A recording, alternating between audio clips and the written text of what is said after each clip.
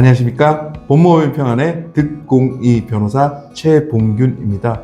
요즘 여러분들이 사기 피해를 당하셔서 힘들어하시고 또 그로 인해서 저에게 상담을 많이 오시는데요. 오늘은 사기를 당했을 때 어떻게 대응하면 좋은지에 관하여 설명드려 보도록 하겠습니다. 변호사님, 정확히 사기죄란 무엇인가요?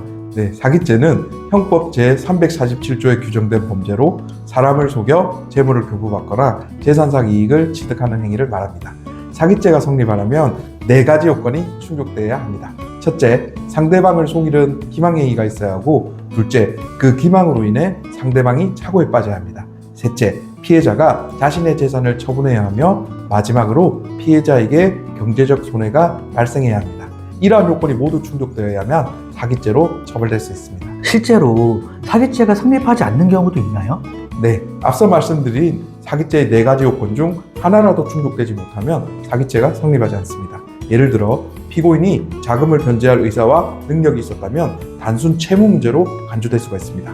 또한 피해자가 기망행위에 의해 착오에 빠지지 않았거나 재산 처분이 이루어지지 않았다면 사기죄로 보기 어렵습니다. 실무에서는 피고인의 재력이나 피해자와의 관계 등을 종합적으로 판단해 고의성이 있었는지를 검토합니다. 만약에 사기 피해를 입었다면 먼저 어떤 조치를 취해야 하나요?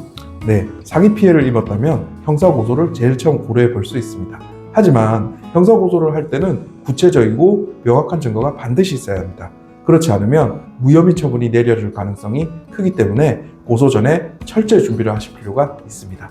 만약 증거가 충분하지 않다고 생각된다면 민사소송을 통해 상대방의 답변을 받아내거나 증거를 확보한 후 형사고소를 진행하는 것도 좋은 전략입니다.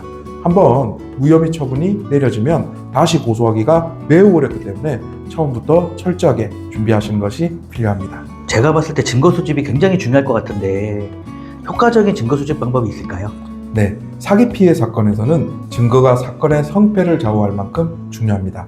효과적인 증거 수집 방법으로는 다음과 같은 것들이 있습니다. 첫째, 계약서와 문서 작성입니다. 금전 거래나 중요한 약속을 진행할 때는 반드시 서면으로 남기는 것이 기본입니다. 정식 계약서를 작성하는 것이 가장 좋지만 간이 계약서라도 작성하거나 공증을 받아두면 향후에 중요한 증거가 될 수 있습니다. 둘째, 이메일과 문자 메시지입니다.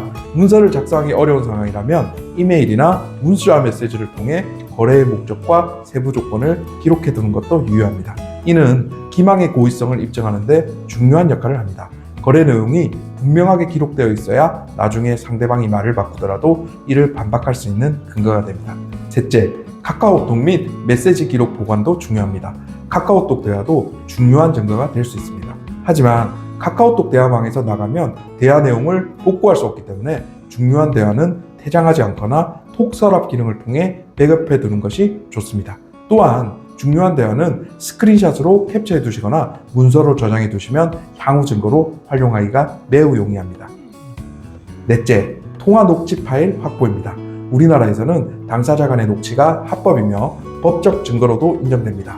중요한 대화 내용이 녹음될 수 있도록 의도적으로 대화를 이끌어 나가는 것이 필요한데요. 예를 들어 상대방에게 돈을 갚을 능력이 있는지, 언제 갚을 계획인지 등을 물어 그에 대한 답변을 녹음해 두는 것이 필요합니다.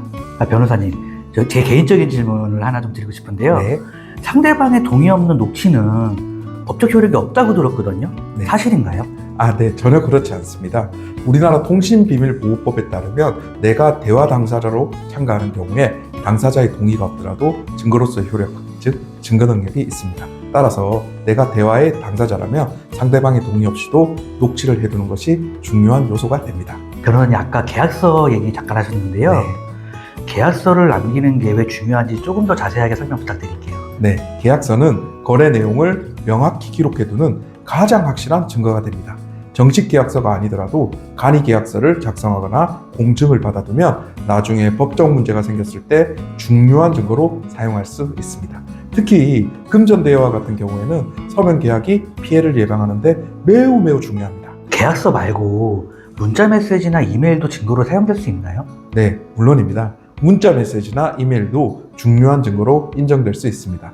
거래의 목적과 조건을 명확히 기록해두면 상대방이 말을 바꾸거나 기망의 고의성이 있었는지를 입증하는 데 큰 도움이 됩니다. 예를 들어 송금 사유와 거래 조건을 이메일이나 문자로 남겨두면 나중에 상대방이 주장하는 내용과 상충될 때 반박할 수 있는 중요한 자료가 될 수 있습니다. 카카오톡을 가장 많이 사용들 하시는데 카카오톡 대화는 어떻게 보관해야 하나요? 네, 많이들 궁금해 하시는데요. 카카오톡 대화는 실시간으로 이루어지는 중요한 거래 증거가 될 수 있습니다. 하지만 대화방에서 나가면 복구가 불가능하기 때문에 중요한 대화는 대화방을 나가지 않거나 톡서랍 기능을 통해 대화를 백업해 두는 것이 좋습니다. 또한 중요한 부분은 스크린샷을 찍어 두시거나 문서로 저장해 두시면 주 증거로 제출할 때 매우 유용합니다. 카카오톡 서버는 대화를 2-3일 정도만 보관하기 때문에 개인적으로 증거를 보관하는 것이 필수적입니다. 변호사님, 아까 제가 개인적으로 통화 녹취에 대해서 좀 질문을 드렸었는데요. 통화 녹취에 대해서 조금 더 자세히 설명 부탁드릴게요. 네, 알겠습니다.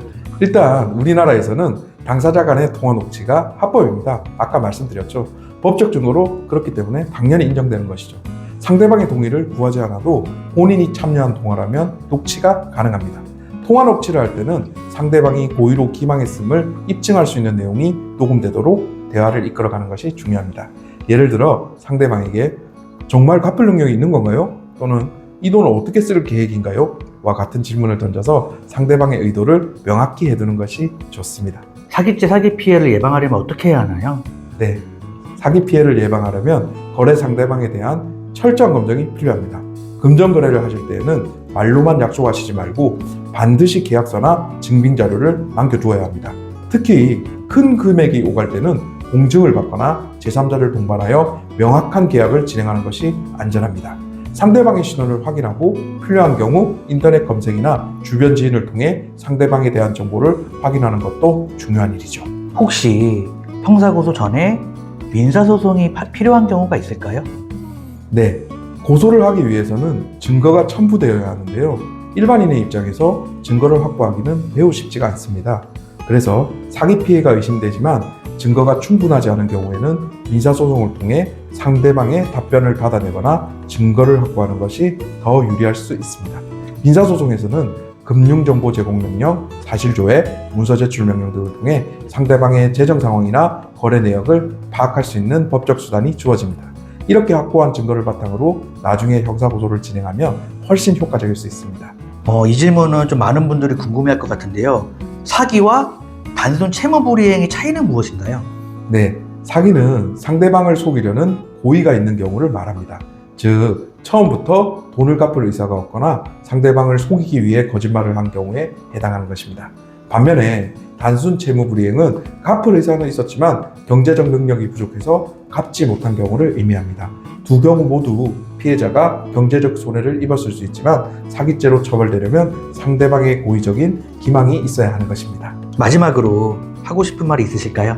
네, 사기 사건은 성립 조건이 매우 까다롭습니다. 철저한 준비와 증거 확보가 성공적인 결과를 얻는 데 중요한 역할을 합니다. 피해를 당하지 않기 위해 항상 거래 상대방을 신중히 검토하고 약속 내용을 서면으로 남기는 습관을 들이는 것이 중요합니다. 법적 문제가 생기면 전문가의 도움을 받는 것도 좋은 방법입니다. 모든 분들이 피해 없이 안전한 거래를 하셨으면 좋겠습니다. 제가 변호사 일을 하면서 사기 당하신 분들을 많이 만나는데요.